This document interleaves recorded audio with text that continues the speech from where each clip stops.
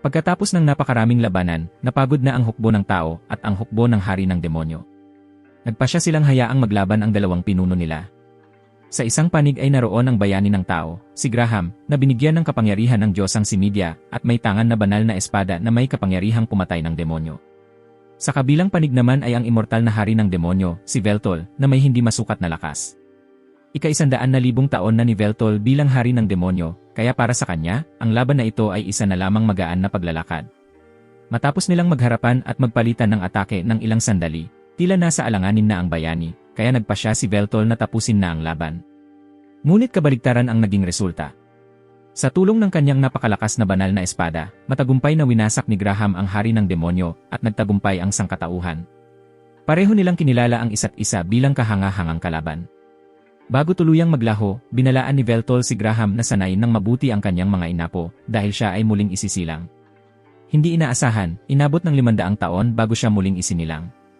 Mas tama sabihin, nabuhay siyang muli sa pamamagitan ng isang ritual, isang napakahabang ritual. Ngunit hindi niya sinisi ang makinang dahilan nito. Muli siyang nabuhay at sapat na yon para sa kanya. Wala siyang dapat ireklamo. Malaki na ang pinagbago ng paligid, ngunit ito pa rin ang lugar kung saan isinasagawa ang mahika noon pa man. Nais ni Veltol na muling sakupin ang mundo, ngunit nagbago na ang panahon. Ang langit at lupa ay muling nagsanib, at ngayon, ginagamit na ng mga tao ang parehong teknolohiya at mahika sa araw-araw nilang pamumuhay. Ang mga tao na marunong sa mahika ay isang bagay na hindi kailanman naisip ni Veltol. Ang mundong nasa harap niya ngayon ay labis na nakapagpamangha sa kanya. Nang maramdaman niyang hindi siya mapapansin ng mga ordinaryong tao, nagpasya si Veltol na ipakita ang kanyang kapangyarihan upang takutin sila. Ngunit pati mga bata na nakakita nito ay kinutya lamang siya. Doon niya napagtanto na labis nang humina ang kanyang kapangyarihan. Ngayon, kailangan pa niyang magtago sa gitna ng mga tao upang hindi siya mahuli ng pulis. Ikinuwento ni Machiner ang buong pangyayari. Pagkatapos ng pagkatalo ni Veltol, parehong panig ay lumagda sa isang kasunduang pangkapayapaan. Nagkawatak-watak ang hukbo ng mga immortal, bawat isa ay nagpunta sa kani-kanyang landas. Bagaman mapayapa na silang namumuhay kasama ng mga tao, bigla na lang nabaliw ang sangkatauhan, sinasabing ang mga immortal ay mapanganib na nilalang na sumisira sa lahi ng tao. Muling sumiklab ang kilusan para lipulin ang mga immortal, at sa panahong iyon, ilan na lamang ang natira. Gayunman, nanatiling buo ang 6 na demonyong Markilas, nawalan lamang ng isang kasamahan na nagsakripisyo ng sarili sa digmaan. Sila ang 6 na general na direktang naglilingkod kay Veltol, at isa sa kanila si Machina. Nang tanungin niya ito tungkol kay Marcus, ang gumagamit ng sining ng dugong demonyo, biglang binago ni Machina ang paksa. Tiyak na may kakaibang nangyayari. Habang hinihintay niyang lumayo ito para bumili ng inumin, sinamantala ni Veltol ang pagkakataon para obserbahan ang paligid. Napansin niyang may mga elementong mahikal na nagtitipon sa paligid ng dalaga, at sa isang pitik ng kanyang daliri, biglang nagulo at nagbago ang mga patalasta sa mga gusali. Ang gawaing ito ng paninira ay tila walang malinaw na dahilan. Naengganyo si Veltol at tinanong kung ano ang nangyayari. Nagulat ang dalaga na napansin niya agad ang mga elementong mahikal. Para sa isang hari ng demonyo, hindi iyon mahirap gawin. Ngunit hindi niya maunawaan ang mekanismo at paraan ng operasyon nito. Nang mapunta ang usapan sa propesyon ng dalaga, hindi na ito tumigil sa kakasalita, dahilan para antukin siya. Hindi na nakatiis si Veltol at pinutol niya ang sinasabi nito. Tinanong niya kung kilala ba nito ang isang taong nagngangalang Marcus. Lumabas na siya ng ayon ang chairman ng pinakamalaking kumpanya sa lungsod na iyon. Dumiretso si Veltol roon upang tanungin kung bakit. Matapos ang muling pagkabuhay ng hari ng demonyo, hindi man lang dumalaw si Marcus upang magbigay galang. Ngunit nanatiling walang pakialam si Marcus. Binati pa niya ito habang nakaupo sa mataas na trono, malinaw na tanda ng pagtataksil kay Veltol. Gayunman, pinatawad pa rin siya ni Veltol at inalok ng pagkakataong magsimula muli. Ngunit pakiramdam niya ay ininsulto siya ng sariling tauhan. Handa na sana siyang turuan ito ng leksyon nang biglang bunutin ng sekretarya sa kabilang panig ang kanyang espada. Sinabi ni Marcus na gusto niyang makausap si Veltol ng pribado sandali. Kinutya niya si Veltol, tinawag itong mahina tulad ng suso, ngunit nangangarap pa ring sakupin ang mundo, tunay na katawa-tawa.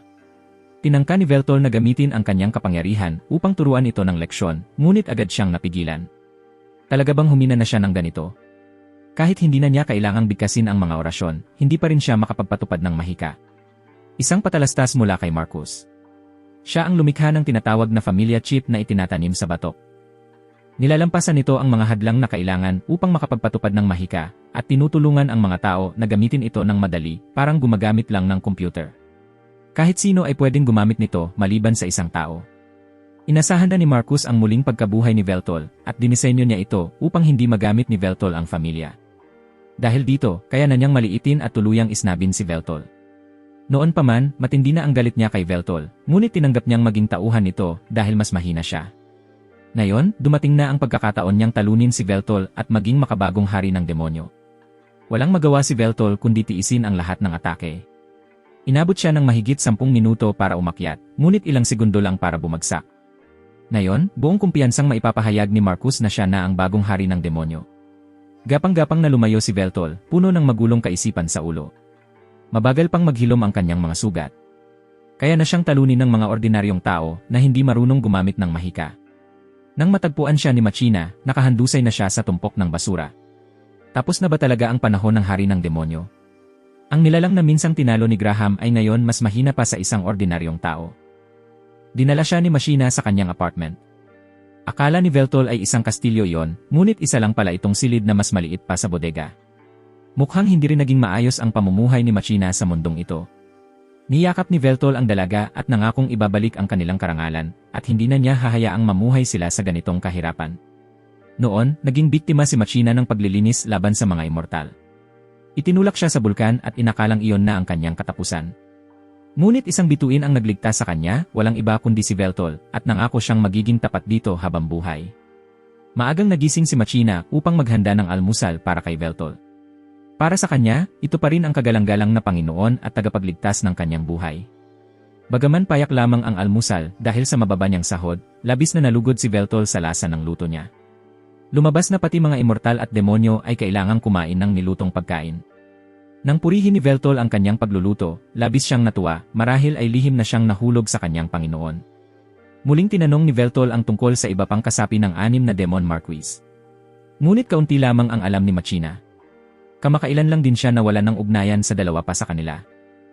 Bagaman natapos na ang panghuhuli sa mga immortal, madalas pa ring may mga immortal na misteryosong nawawala. Nang mabahala si Veltol, nagpasya siyang lumabas upang maghanap. Ngunit hindi siya pwedeng lumabas na suot ang katawa-tawang damit na yon. Hindi ba't kaya ng isang hari ng demonyo na lumikha ng desenteng kasuotan para sa sarili niya? Nagpasya si Machina na isama siya sa pamimili ng damit. Umabot na sa sobrang taas ang antas ng teknolohiya, kaya hindi na kailangang pumunta sa mga tindahan. Tatayo lang sila at ipaskan ang kanilang katawan upang makagawa ng kasuotang eksaktong sukat at otomatikong babayaran nang hindi nalalaman ng iba na mahirap sila, perpekto para kay Machina.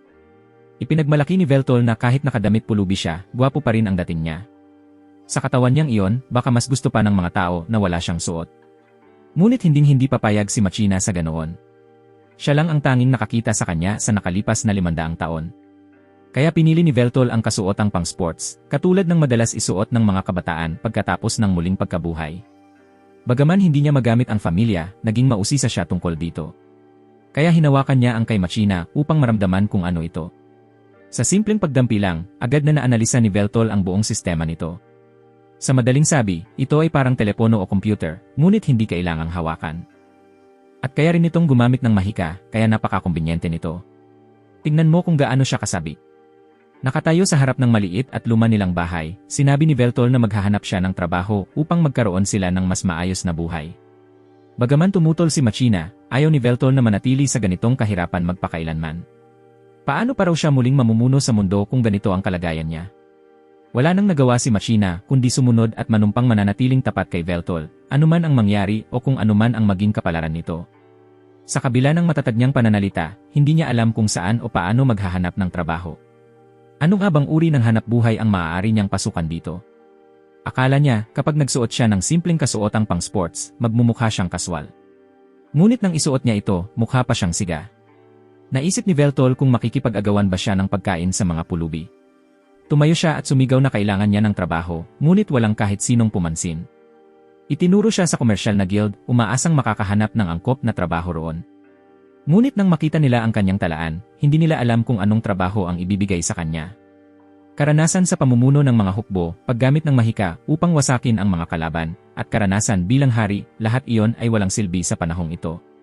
Tunay ngang nagbago na ang panahon. Umuwi si Veltol upang pakalmahin ni Machina. Nawala na ang lahat ng dating kumpiyansa niya sa sarili. Sinabi ni Machina na kasalanan iyon ng mga tao dahil bulag sila at hindi nila nakikita ang kadakilaan ng hari ng demonyo. Medyo nakagaan iyon ng loob niya, ngunit ayaw pa rin niyang manatiling walang silbi. Gusto niyang makahanap ng trabaho na hindi nangangailangan ng kwalifikasyon o pamilya. Kinailangan ni Machina na humingi ng tulong sa isang kaibigan na may kakaibang trabaho rin.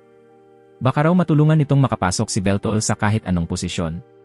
Sa gulat nila, si Takahashi pala iyon ang dalagang nag-hack ng mga patalastas kamakailan. Nang mapansin ni Veltol na iba ang gamit nitong pamilya kumpara kay Machina, muli siyang nakaramdam ng kuryosidad. Gamit ang kakayahan niyang mag-analisa bilang isang pantas, natuklasan niya agad ang istruktura nito sa simpleng pagdampi lamang. Bumalik sila sa paunahing usapan, ang paghahanap ng trabaho. Simple lang ang mga hinihingi ni Veltol, isang trabahong hindi nangangailangan ng pamilya, ngunit makapagpapasikat sa kanya. Ang kapangyarihan niya ay nakadepende sa damdamin ng tao. Habang mas maraming nakakakilala sa kanya, mas mabilis niyang mababawi ang dati niyang lakas. Habang iniisip kung may ganoong trabaho, biglang lumitaw ang isang patalastas, at agad nilang napagdesisyunang maging isang idolo. Sinabi ni Takahashi na perpekto ang trabahong ito para kay Veltol. Maganda ang kanyang anyo, may tindig na parang isang perpektong executive, at mukha pang kasing ganda ng isang babae, tiyak na makakaakit ito ng maraming tagahanga.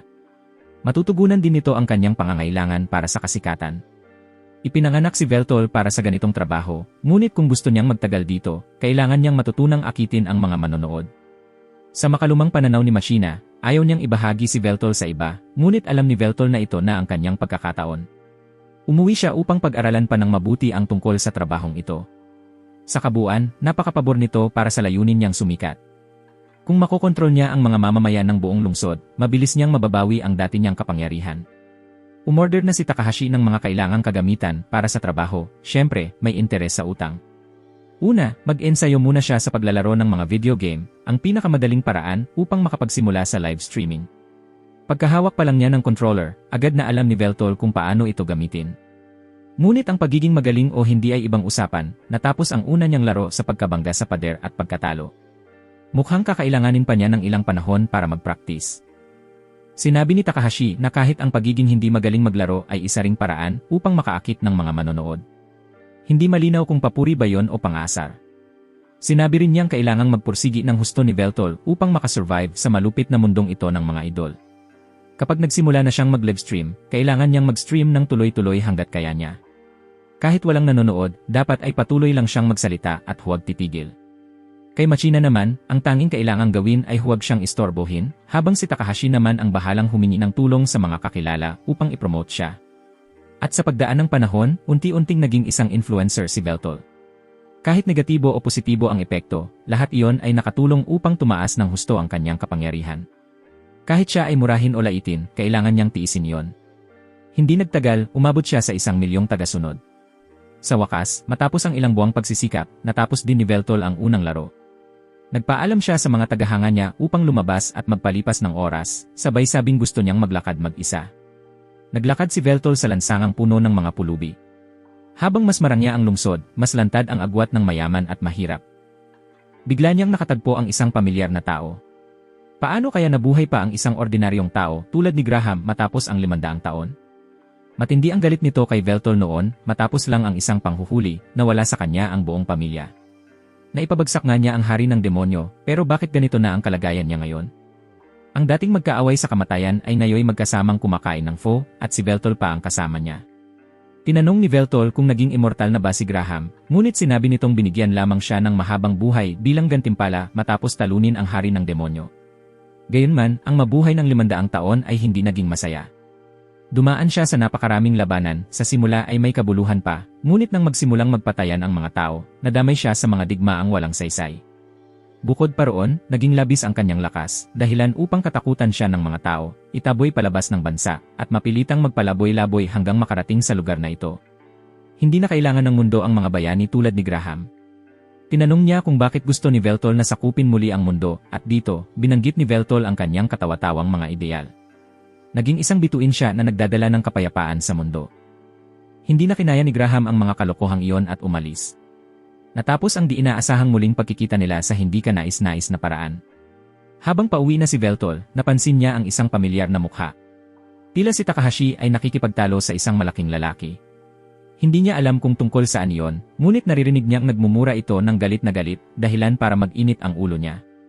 Nang tangkain ng lalaki na saktan si Takahashi, agad na pumasok si Veltol. Ito na ang pagkakataon para subukan ang kapangyarihan ng kanyang 1,000,000 tagasunod. At totoo nga, madali niyang tinalo ang lalaki. Sa huli, isa lang naman itong ordinaryong tao. Tila isa siya sa mga taong inupahan ni Takahashi para sa isang operasyon. Ngunit ngayong araw, bigla itong nag-iba ng ihip at humingi ng mas malaking bayad, kaya nagkaroon ng gulo. Sinamantala ni Takahashi ang sitwasyon at inupahan si Veltol para magnakaw. Hindi na niya inisip kung mabuti o masama yon, para sa isang hari ng demonyo, walang bagay na masyadong mapangahas, kaya pumayag siya. Sinabi ni Takahashi na hahakin muna niya ang sistema para makita ang sitwasyon sa loob, pero hindi na makapaghintay si Veltol. Diretso siyang sumugod, sinipa ang pinto, alam niyang napakalakas niya. Sa totoo lang, natukoy na ni Veltol kung ano ang kailangang kunin ng hindi gumagamit ng pamilya. Ginaya niya ang mga kakayahan nito gamit ang sarili niyang mahika. Ito ang sukdulan ng karunungan. Tinanong ni Veltol kung alam ba nila kung sino siya, pero mukhang wala ni isa sa kanila ang kabilang sa kanyang 1,000,000 tagasunod. Patuloy niyang sinubok ang lakas niya, mabilis na sinisipa palayo ang mga walang kwentang bala, at isa-isang pinabagsak ang bawat kalaban. Sobrang bilis niya, pero bakit hindi siya gumamit ng mahika para mas mapabilis pa? Marahil ay natatakot siyang masira ang mga paninda ni Takahashi. Akala nila tapos na ang lahat, pero hindi pala ganoon kadali. Pagdampi pa lang ng kamay niya sa bagay na kukunin, biglang na-activate ang isang bitag. Isang nilalang na may balabal ng kawalan ang umatake kay Veltol. Isa pala itong uri ng makinaryang pandigma. Agad itong nakilala ni Takahashi bilang ika-4 na henerasyon ng Majino. Ang mas mahalaga, ito ay sandatang militar, hindi basta-basta makukuha ng mga hamak na kriminal. Pinayuhan niya si Veltol na tumakbo dahil napakalakas nito. Ngunit alam ni Veltol ang sariling lakas. Ito ang karapat-dapat na kalabang makipaglaban sa kanya, matagal na panahon na rin mula noong huli niyang nagamit ang buong kapangyarihan niya. Walang epekto ang mga walang kwentang baril na yon. Kaya pa niyang harapin ang buhos ng mga bala nang ni isang gasgas ay wala. Ngunit hindi rin basta-basta ang Majino. Sa lakas niya ngayon, hindi niya kayang butasin ang baluti nito. Kaya nagpa siyang lumaban ng maseryoso. Pinalitan niya ang kanyang baluti at sandata. Bagaman hindi ito ang pinakamalakas na espada ni Veltol, humugot din ng espada ang robot para sa malapitan na laban. Kahit wala itong isip, taglay nito ang diwa ng isang mandirigmang may dangal sa espada. Lubos itong pinahalagahan ni Veltol.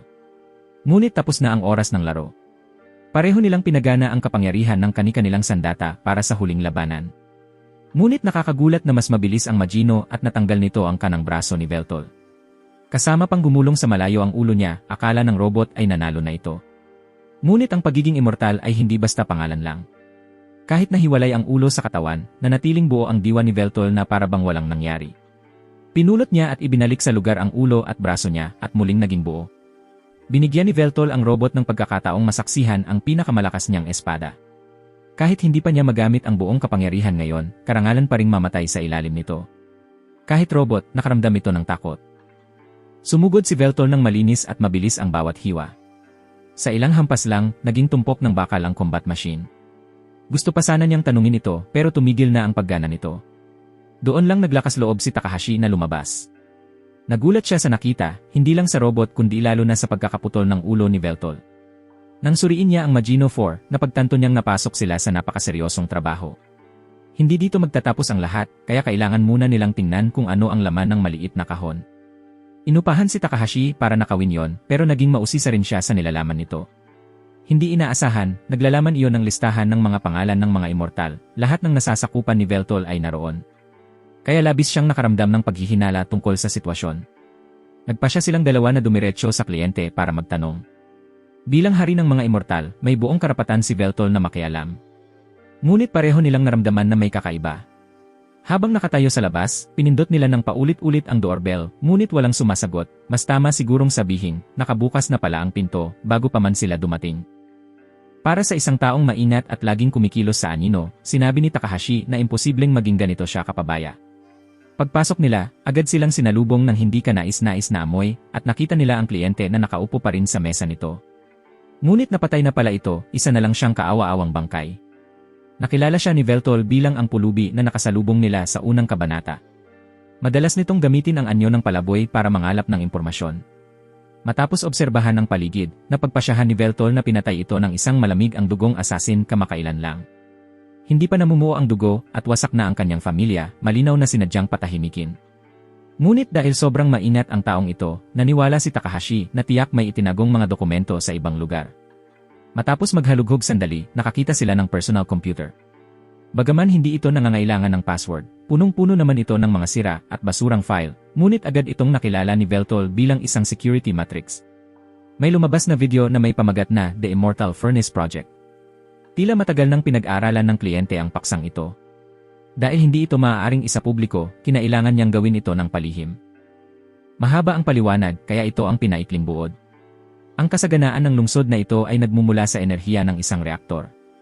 Ito ang nagbibigay ng kuryente at tubig para sa pang-araw-araw na pamumuhay ng mga tao. Karaniwang nangangailangan ang isang reaktor ng 10 mahiwagang sirkito upang mapanatili, ngunit ang nasa lungsod na ito ay 2 lamang, kaya kinailangan ng alternatibong paraan upang patuloy itong gumana. Iyon ang tinatawag na Immortal Furnace Project. Tulad ng ipinahihiwatig ng pangalan, sinusunog ng hurnong ito ang kaluluwa ng mga immortal upang gawing mahiwagang enerhiya. Isang immortal lamang ang kayang magbigay at magpanatili ng enerhiya sa mahabang panahon, samantalang daan-daang libong ordinaryong tao ang kakailanganin para sa parehong resulta, at mas matagal pa kung mas malakas ang immortal. Nadiskubre rin ng kliyente na ang unang ginamit bilang paksa ng pananaliksik ay isa sa 6 na Demon Marquis, isang nakakagulat na balita para kay Veltol. Tingnan na lang ang ginawa ng mga tao sa kanyang mga nasasakupan. Panahon na rin upang maghanap sila ng bagong pinagkukunan ng materyales na nangangahulugang mas maraming immortal ang kailangang isakripisyo.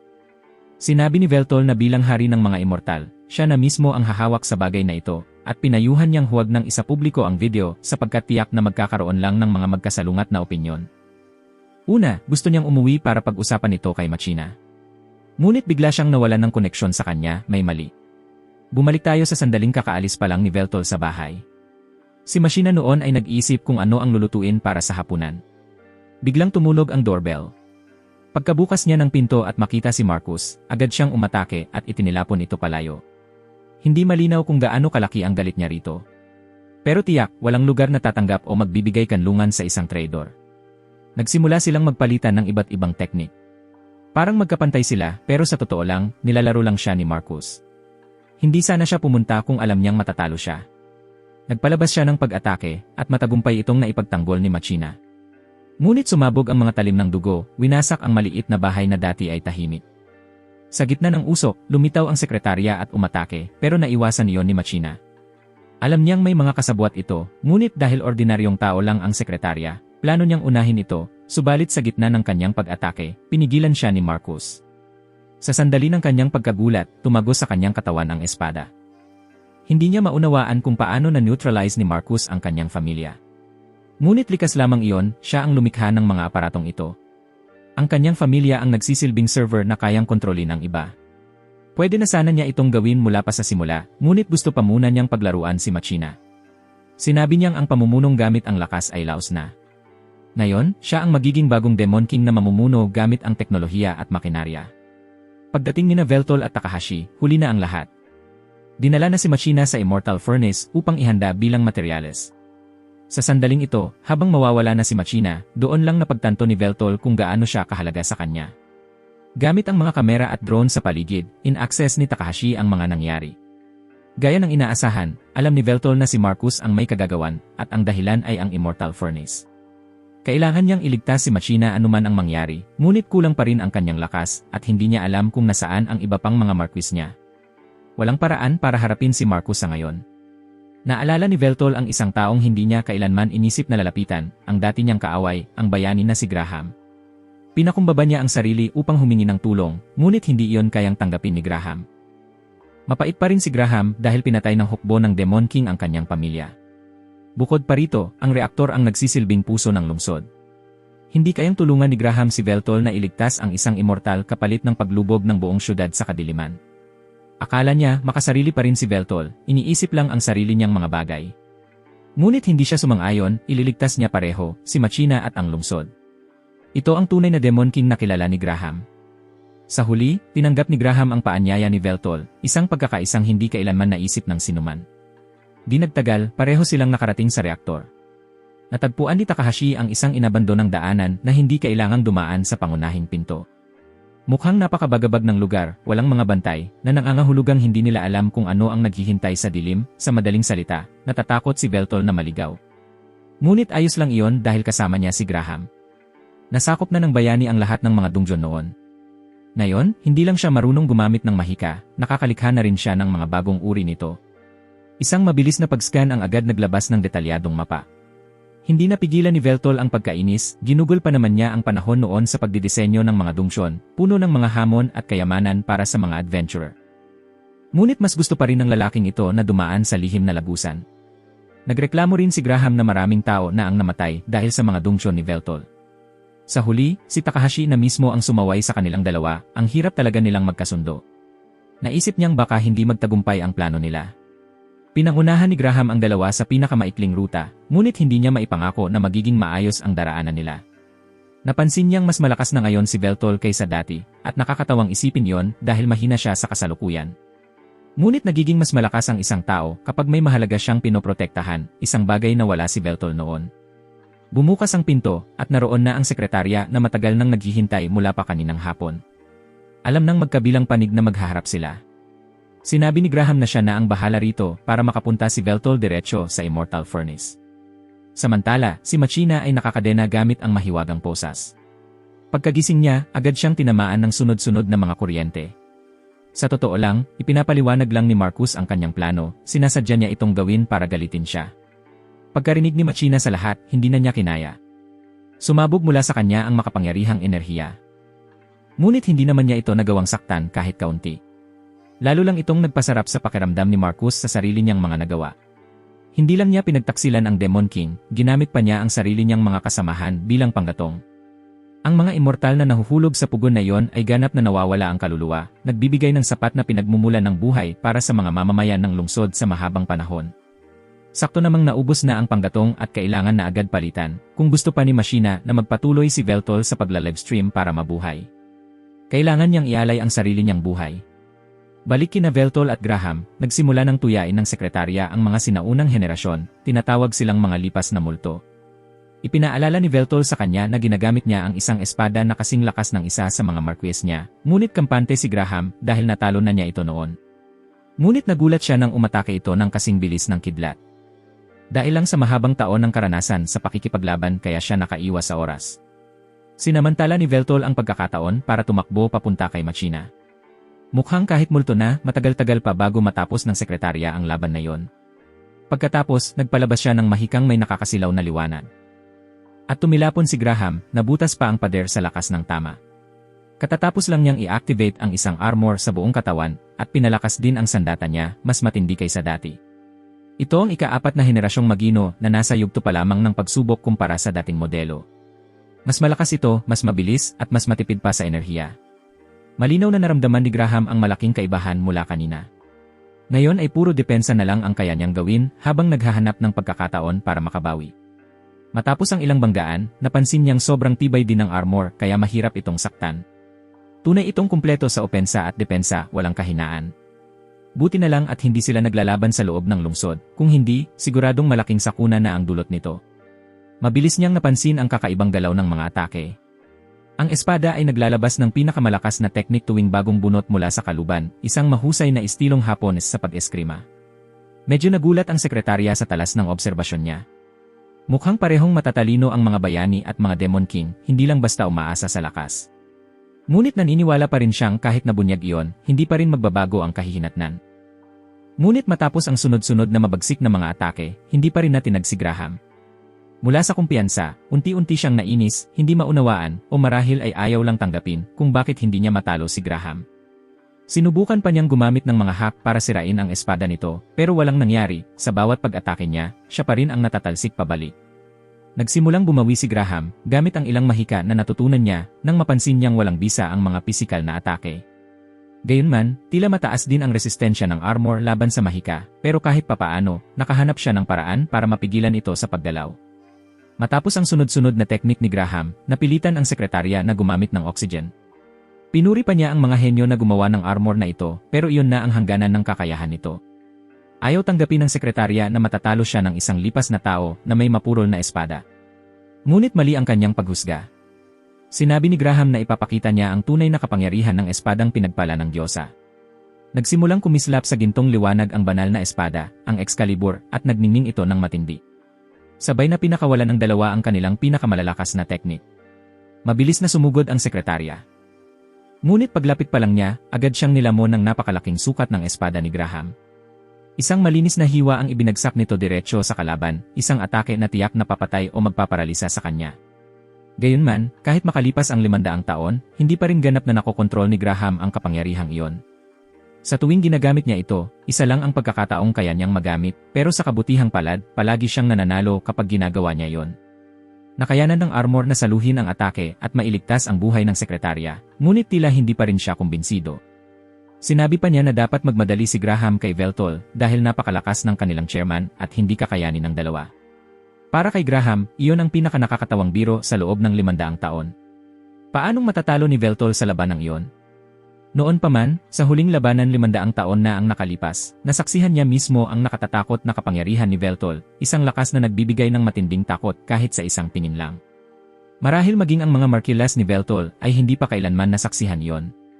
At sa pag-akalang tapos na ang kanyang misyon, bigla na lang bumagsak ang ulan ng mga bala mula kung saan.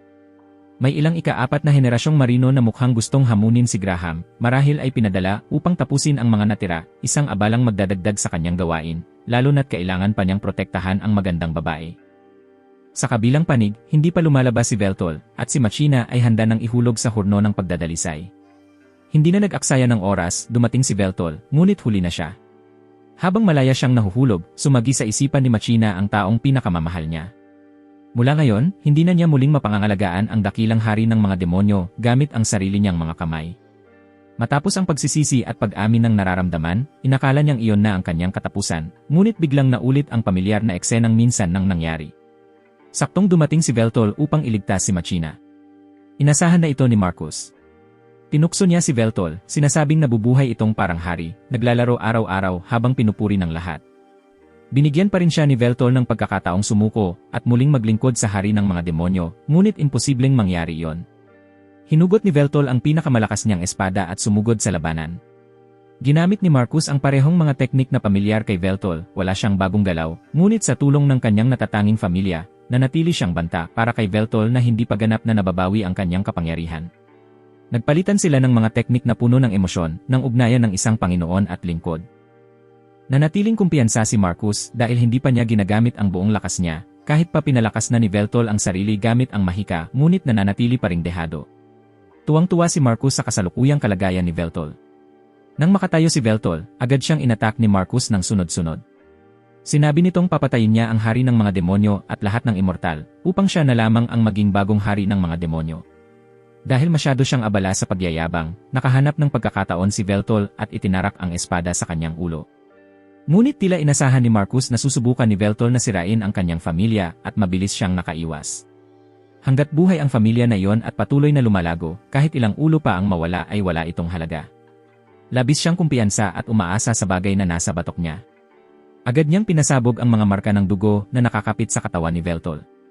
Sa ganoong lapit, imposibleng makaiwas. Tiniis ni Veltol ang sunod-sunod na malulupit na pagsabog. Nang tuluyang hindi na niya magamit ang dalawang braso, hindi pa rin nakontento si Marcus at ibinigay ang huling hampas. Ang pinsalang iyon ay hindi sapat para patayin si Veltol, ngunit sapat upang hindi na siya makalaban. Mayabang na bumalik si Marcus kay Machina upang ipagpatuloy ang kanyang ginagawa. Bakit hindi na lang din niya ihulog ang hari ng mga demonyo dahil immortal din naman ito? Dahil hindi niya kaya o mas tama, wala siyang kahit isang pagkakataon para gawin yon. Pinuri ni Veltol si Marcus dahil nagawa nitong pabagsakin siya sa ganitong kalagayan. Napilitan si Veltol na ilabas ang kanyang lihim na sandata. Dapat daw ipagmalaki ni Marcus na siya ang pangalawang taong makakaharap ng kanyang ikalawang anyo. Binigyan pa rin niya ito ng huling pagkakataon. Pagkatapos ng 3 atake, wala na siyang pagpipilian kundi alisin ang banta. Bagaman takot na si Marcus, halos hindi mapigilan ang sarili, sinikap pa rin niyang magpanggap na kalmado at tumangging magpasakop kay Veltol. Nang subukan niyang umatake, agad siyang napatigil, katulad ng teknik na ginamit niya noon, maliban sa ngayon, nagawa ni Veltol iyon nang hindi nagsasalita ng orasyon. Kailangan lang niyang mag-isip at kaya niyang isagawa ang kahit anong mahika. Nagsimulang magbago ang anyo ni Veltol. Ngunit bago natin makita ang ikalawang anyong iyon, kailangang maunawaan muna kung paano niya muling nabawi ang napakalakas niyang kapangyarihan. Ang sagot ay si Takahashi, ang estratehiyang ito ay napag-usapan na nilang dalawa noon. Kailangan nilang mapabilis ang pagsikat ni Veltol sa kahit anong paraan, sa kahit anong halaga, dahil kung hindi, hinding-hindi nila matatalo si Marcus. Inhack ni Takahashi ang mga patalastas at mga channel ng balita sa buong bansa, pagkatapos ay inilipat ang lahat ng iyon sa mga livestream video ni Veltol. Dahil dito, biglang tumaas ng husto ang bilang ng mga sumasamba sa kanya at bumalik ang kanyang kapangyarihan. Ngayon, tingnan natin kung ano ang ikalawang anyo ni Veltol, isang nakakatakot na itim na dragon. Sa puntong ito, wala nang magawa si Marcus kundi sumugal, pero huli na ang lahat, hindi man lang siya makapagbitaw ng orasyon, kaya paano pa siya lalaban? Hindi matanggap ni Marcus ang nangyayari. Sa loob ng 500 taon, pinag-aralan at pinaunlad niya ang teknolohiyang humihigit pa sa mahika, ang rurok ng mundo. Ngunit ngayon, kinuha ni Veltol ang lahat ng iyon sa isang iglap. Kailangan lang niyang hawakan ito para maintindihan ang lahat at perpektong makopya ang mga pinaghirapang likhain sa loob ng 500 taon, ang sukdulan ng panggagaya, at higit pa. Kaya pa niyang pagandahin ang gawa ng mismong orihinal na lumikha. Ngayon, wala nang magawa si Marcus kundi umiyak at humagulgol, paulit-ulit na nagtatanong kung bakit. Dahil nainis si Veltol sa ingay, pinatikim niya kay Marcus ang iba't ibang uri ng mahika. Kahit kaya pang maghilom ni Marcus, masakit pa rin, at binigyan pa siya ni Veltol ng isang regalong hindi niya makakalimutan. Ang pamilyang ipinagmamalaki niya ay nahawa ng isang virus na lumikha ng mga multo sa loob ng kanyang ulo, dahilan para siya ay magpanik. Mabilis siyang lumuhod, nagmamakaawa ng awa. Ngunit huli na ang lahat. Itinarak ni Veltol ang kanyang espada at itinaas si Marcus na parang tinuhog na basura. Sa desperasyon, sinubukan ni Marcus lumaban gamit ang isang teknik, pero walang bisa iyon laban kay Veltol. Tapos na ang laro, magkita na lang tayo sa impyerno. Bumalik si Veltol sa kanyang orihinal na anyo. Namangha si Machina. Ngunit ito ang tunay na anyong nararapat kay Veltol. Ang isang Demon King ay sagisag ng takot at kawalan ng pag-asa. Sa sandaling iyon, naintindihan niya ang mga sinabi ni Graham dahil kay Machina, naging mas malakas siya. Umabot na ang kanyang kapangyarihan sa antas na mas mataas pa kaysa dati. Mabilis niyang niyakap si Machina at sinabi, "Mahal kita." Sa ibang lugar naman, may isang dalagang nagngangalang Hizuki na madalas apihin ng kanyang mga kaklase, nagsimulang maramdaman na nakakasawa na ang mundong ito at gusto na niyang takasan ito. Ngayon, may bagong transferee sa kanilang klase, nakakagulat, ito ay si Demon King Veltol. Naglakbay siya ng malayo upang mag-enroll sa Kihabata Magic Academy para sa panandaliang pag-aaral. Nagsisimula ang kwentong ito ilang araw bago iyon. Nahihirapan noon si Veltol sa isang bagong laro. Matapos ang maraming pagsisikap, natalo rin niya ang final boss, dahilan para maiyak si Machina. Ipinagyabang ni Veltol sa kanyang mga manonood na habang ang mga ordinaryong tao ay kailangan lamang ng 10 oras para tapusin ang laro, siya ay gumugol ng 74 na oras. Nagpasalamat si Veltol sa kanyang mga manonood sa pagsubaybay sa kanya sa loob ng ilang araw at binati sila ng walang hanggang tulog. Dahil sa 74 na oras na tuloy-tuloy na livestream, sumakit ang likod ni Veltol. Pumasok si Machina, pinuri ang kanyang kamangha-manghang tagumpay, ngunit pinaalalahanan siyang magpahinga pagkatapos ng 24 na oras sa susunod. Bukod pa rito, ang hindi siya makita sa loob ng 3 araw ay halos magdulot ng depresyon kay Machina. Ipinagyabang agad ni Veltol na lumampas na sa 3 milyon ang kanyang bilang ng subscribers. Tinanong ni Machina kung ano ang gusto niyang kainin para ipagdiwang ang napakalaking tagumpay na iyon. Sinabi ni Veltol na hindi na kailangan. Ang mahalaga ay umabot na sa bagong antas ang kanyang kakayahan sa paglalaro. Sinabi ni Veltol kay Machina na ang pangalawang anyo ng kanyang Demon Sword ay hindi naman gaanong kapaki-pakinabang. Kawangis ito ng mga herogram na para kay Veltol ay medyo komplikado. Matapos ang insidente kay Marcus, naisip ni Veltol na dapat niyang hanapin ang iba pang mga Marquis, kabilang sina Thunder Marquis na Jin, Black Dragon Marquis Silva, at Lailai Night Marquis Maya. Dati, natutunton pa ni Machina ang kinaroroonan ni Maya at na Jin, ngunit matapos iyon ay tuluyan na siyang nawalan ng koneksyon. Hindi binanggit ni Marcus ang iba pang mga Marquis maliban kay Zeno na ginawa niyang panggatong sa Immortal Furnace. Batay sa ugali nito, kung nahuli rin niya ang ibang mga Markilas bilang panggatong, tiyak na ipinagyabang na niya yon. Kaya inisip ni Veltol na hindi ginamit ni Marcus ang iba pang mga Markilas para sa Immortal Furnace. Gusto niyang hanapin ang mga ito at hiniling kay Machina na tulungan siya. Ang kailangan nila ngayon ay ang Marquis Codex. Isa itong bagay na pinagsalinan ng mahika ng 6 na Demon Markilas na kusang nagtatala ng kanilang mga paglalakbay upang ipakita ang lokasyon ng bawat isa. Naalala ni Machina na nawala ito nang matalo ang kanilang panig. Sa kabutihang palad, wala yon kay Marcus. Noon ding sandaling iyon, dumalaw si Takahashi, kahit sinabi na ni Machina na bawasan muna ang pagpunta niya. Gayunman, patuloy pa rin siyang pumupunta 5 araw bawat linggo. Alam ni Veltol na tuwang-tuwa si Mashina sa mga pagdalaw ni Takahashi. Tinanong ni Veltol kung nasa high school pa ba si Takahashi. Nababahala siya na sa murang edad nito ay gumagawa na ito ng mga mapanganib na bagay, ngunit sinabi ni Takahashi na may talento ang kabataan. Nang tanungin siya ni Mashina, bigla siyang napahiga sa kandungan nito at binago ang usapan, tinanong kung kamusta ang live streaming ni Veltol. Iminungkahi niyang pag-isipan ni Veltol ang pag-edit ng mga mahahabang video upang mapanood pa rin ng mga taong walang gaanong oras. Tinanong ni Takahashi kung anong laro ang balak laruin ni Veltol sa susunod. Hindi pa niya iyon napag-isipan dahil may iba siyang plano.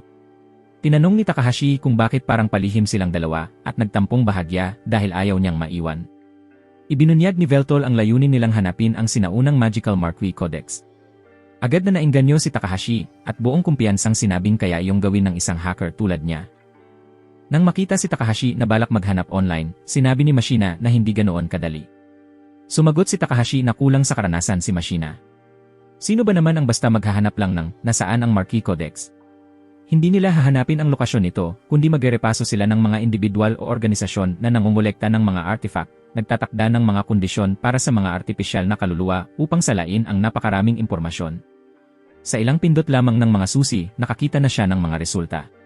Pinuri siya ni Veltol at ipinangako na babayaran siya ng sagana sa hinaharap. Lumabas sa screen ang Akihabara City, tahanan ng nangungunang institusyong pang-edukasyong mahika sa mundo. Itinatag ang Akihabara Magic Academy matapos ang digmaang immortal. Ayon sa alamat, may isang kayamanang nasa kailaliman ng lupa na nagtagal ng 500 taon na tumutugma sa panahon ng nawala ang Marquee Codex. Nagtaka si Mashina kung paano sila makakapasok doon. Sinabi ni Takahashi na hindi sila gagamit ng gayong magaspang na karahasan at iminungkahi na i-hack ang sistema ng seguridad ng paaralan. Sinabi ni Veltol na hindi nila kailangang magbakasakali. Kailangan lang nilang maging mga estudyante ng akademya. Nang marinig ang ideya, nagustuhan ito ni Takahashi at kusang loob na nagboluntaryong isumite ang opisyal na aplikasyon para sa pag-aaral sa ibang bansa para sa kanilang tatlo. Matapos maisapinalang plano, ipinahayag ni Veltol na opisyal nang nagsimula ang kanilang pangunahing layunin na tukuyin at bawiin ang Marquee Codex. Pagkalipas ng 4 na araw, mabilis silang sumakay ng tren upang lisanin ang lungsod sa gitna ng pag-ulan ng nyebe. Hindi nagtagal, nakarating na silang tatlo sa Akihabara City. Hindi na inabala ni Veltol ang pagpapakita ng kanyang mga dokumento, iniisip niyang sapat ng pagkakakilanlan ang kanyang tanyag na mukha. Ngunit hindi iyon ininda ng tagapagsuri. Sikat man o karaniwan, lahat ay kailangang magpakita ng pagkakakilanlan.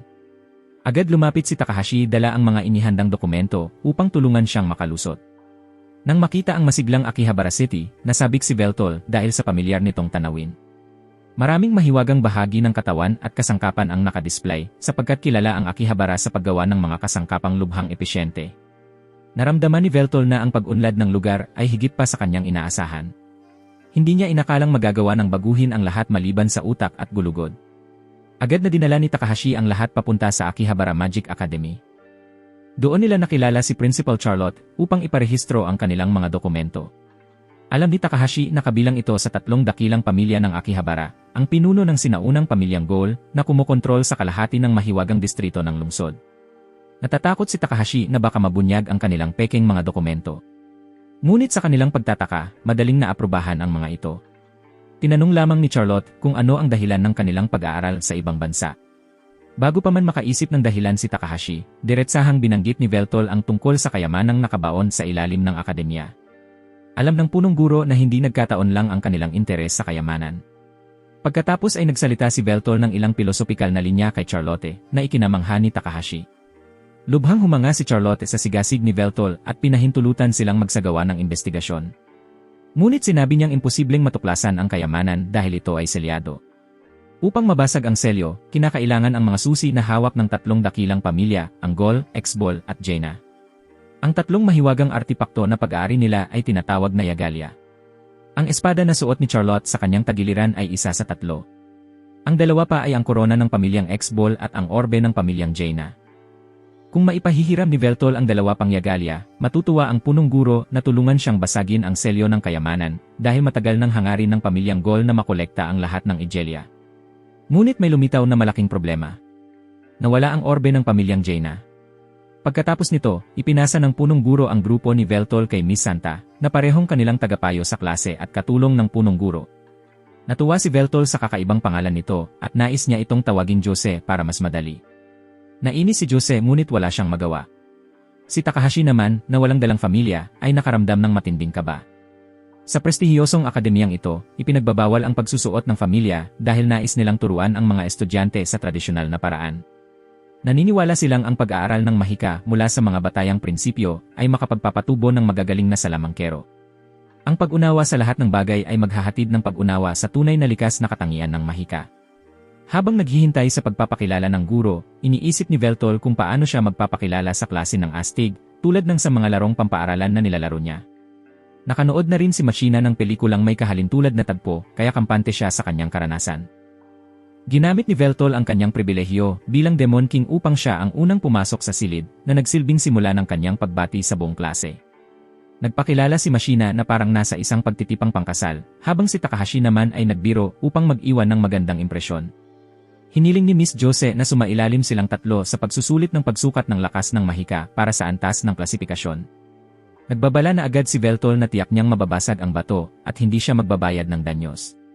Hindi siya pinaniwalaan ng guro, ngunit nang pakawala ni Veltol ang kanyang kapangyarihang mahikal, biglang nag-overload at nabasag ang bato. Tumawa ng may pagmamalaki si Machina dahil napakalakas ng kanyang asawa. Nagsimula na ang susunod na klase at nagturo si Miss Jose tungkol sa mahikang kumokopya ng kaluluwa. Bagaman ipinagbabawal, naniniwala siyang malaki pa rin ang ambag ng mga ganitong mahika sa pag-unlad ng sangkatauhan.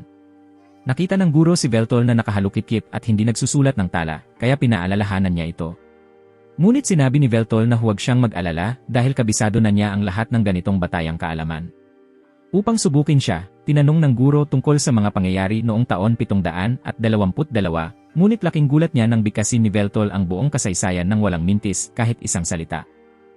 Nagbigay pa si Veltol ng karagdagang impormasyon sa kasaysayan, kaya pinatigil na siya ni Jose sa sobrang pagiging madaldal. Ngumiti ng may pagmamalaki si Machina na nakaupo sa tabi niya dahil alam niyang hindi ordinaryong tao ang kanyang asawa. Sa oras ng tanghalian, habang pinag-uusapan ng lahat ang bagong sikat na streamer na si Veltal, inistorbo si Hizuki ni Albert, ang tagapagmana ng angkang herga. Kinutya siya nito dahil umaasa lang daw siya sa pagiging kabilang sa 3 dakilang pamilya para makapasok sa paaralan.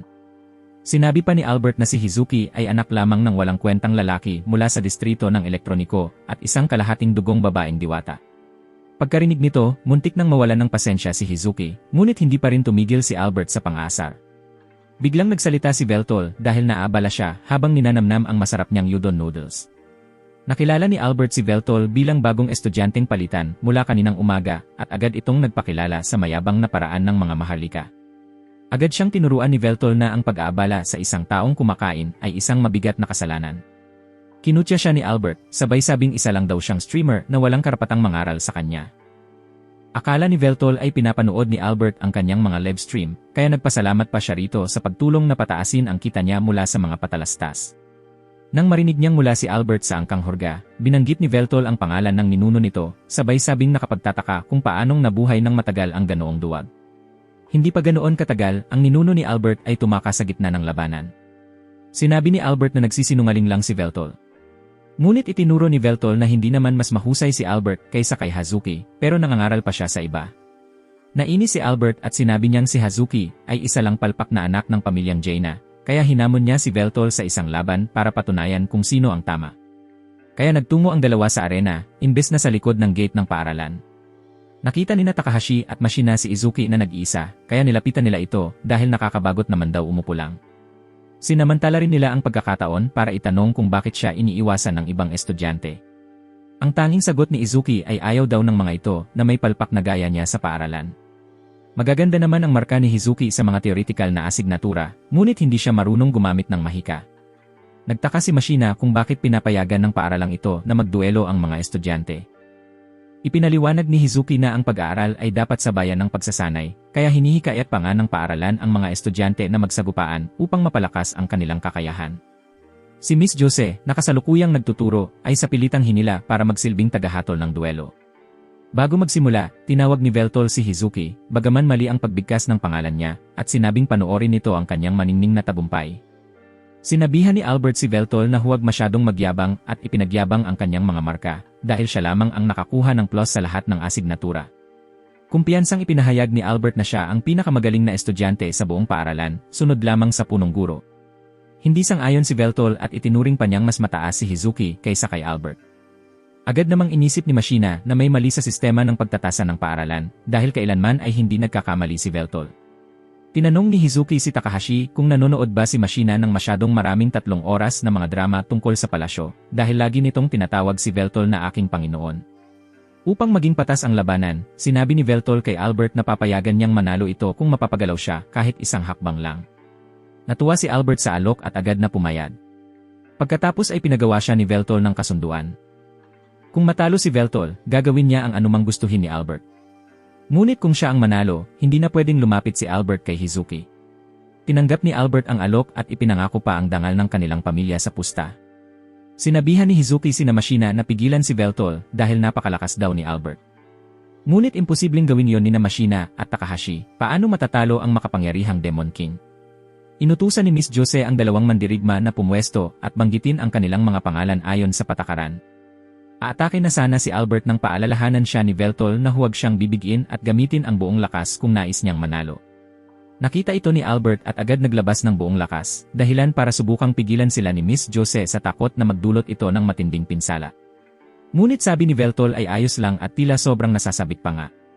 Mabilis na nagsimulang bumigkas ng orasyon si Albert habang si Veltol ay nakaramdam ng nostalgia, matagal na mula noong huli siyang lumaban sa isang labanang mahika. Akala ni Hizuki ay sinusubukan ni Veltol ang kamatayan, ngunit nagulat siya nang masalo nito nang walang kahirap-hirap ang palasong pinakawalan ni Albert gamit lamang ang kanyang kamay. Sinabi ni Veltol na hindi naman masama ang mahika ng kalaban, kailangan lang ng karagdagang 200 taon ng pagsasanay. Maaaring magkaroon siya ng dagdag na 2 segundo ng screen time. Ang gantimpala na ibibigay niya kay Albert ay isang tiket para maranasan ang tunay na likas na anyo ng orihinal na mahika. Agad na pinabagsak ng sinag ng mahika ni Veltol si Albert at nawalan ito ng malay. Ayon kay Machina, isang karangalan para kay Albert na personal na malasahan yon kahit isa lamang siyang karaniwang tao. Hindi makapaniwala si Hizuki na kayang kontrolin ng isang estudyante sa high school ang mahika sa antas na tulad ni Veltol. Maging si Miss Jose ay tulala at halos makalimutang ihayag ang nanalo. Makalipas ang ilang sandali, lumapit si Veltol at sinabing iniaalay niya ang tagumpay na ito kay Hizuki. Bagaman labis ang pasasalamat niya, binalaan niya silang huwag makisalamuha sa kanya at agad umalis. Habang naglalakad, nagulat ng bahagya si Takahashi na mayroon pa ring mga maharlikang bastos tulad ni Albert sa panahong ito. Tila ang lungsod ng Akihabara ay isa pa ring lugar na nag-ingat sa mga katangian ng kultura ni Anne.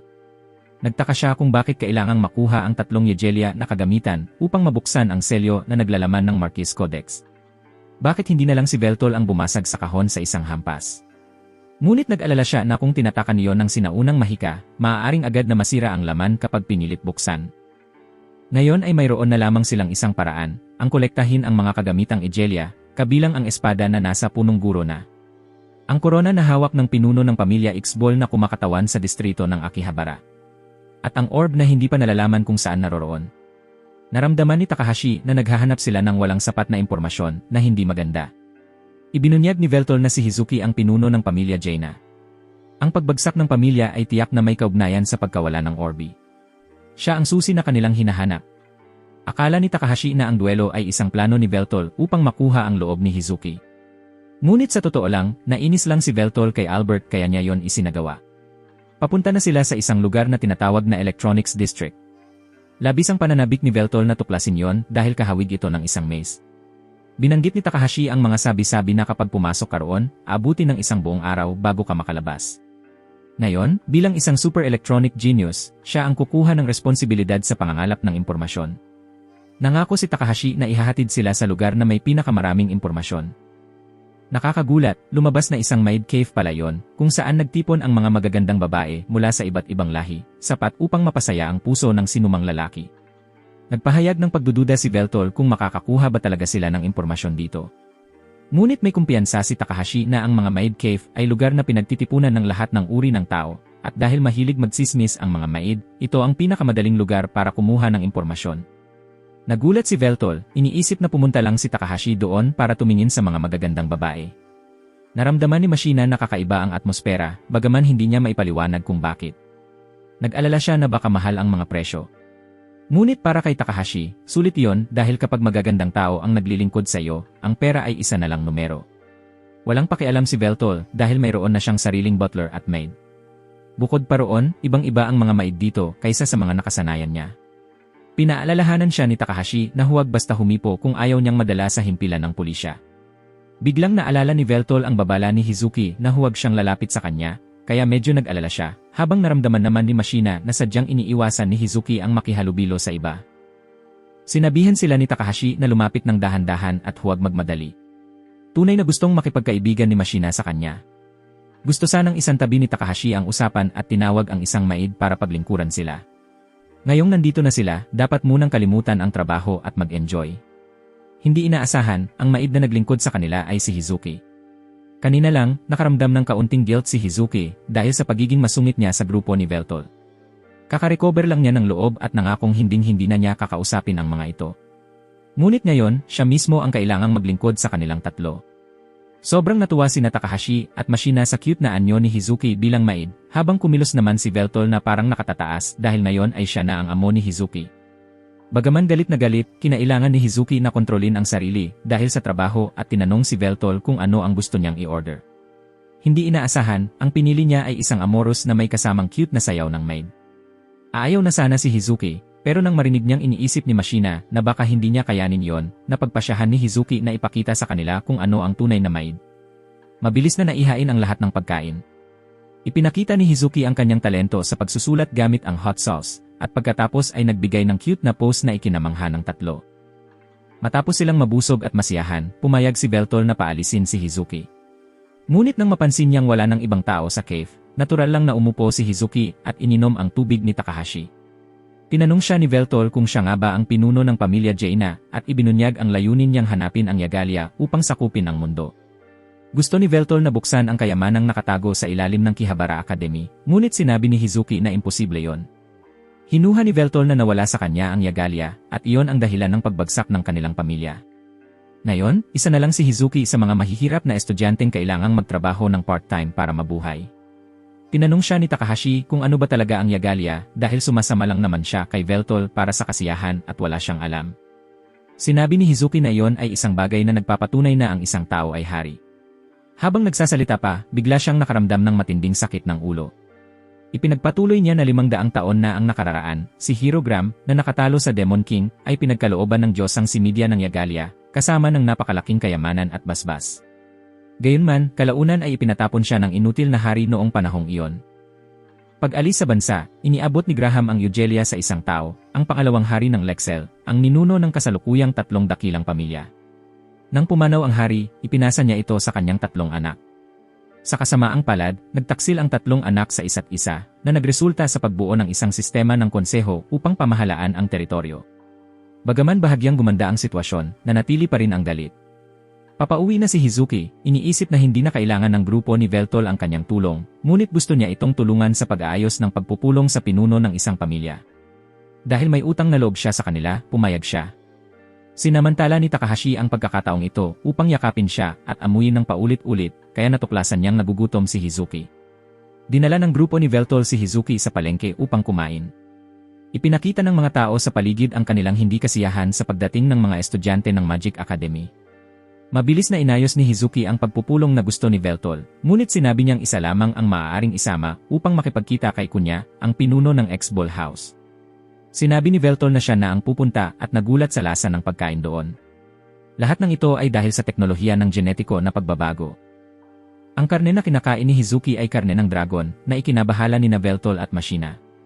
Ang pag-iisip na kainin ang laman ng kanilang nasasakupang uri ay nakakaistorbo, ngunit kapag naipukaw, walang makakatanggi.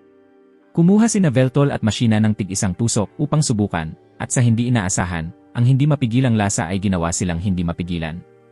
Matapos nilang mabusog, nagsimulang magtanong si Takahashi kay Hizuki tungkol sa address ng kanyang pamilya. Sa sandaling iyon, biglang lumapit ang 2 pulis upang imbestigahan ang grupo ni Veltol.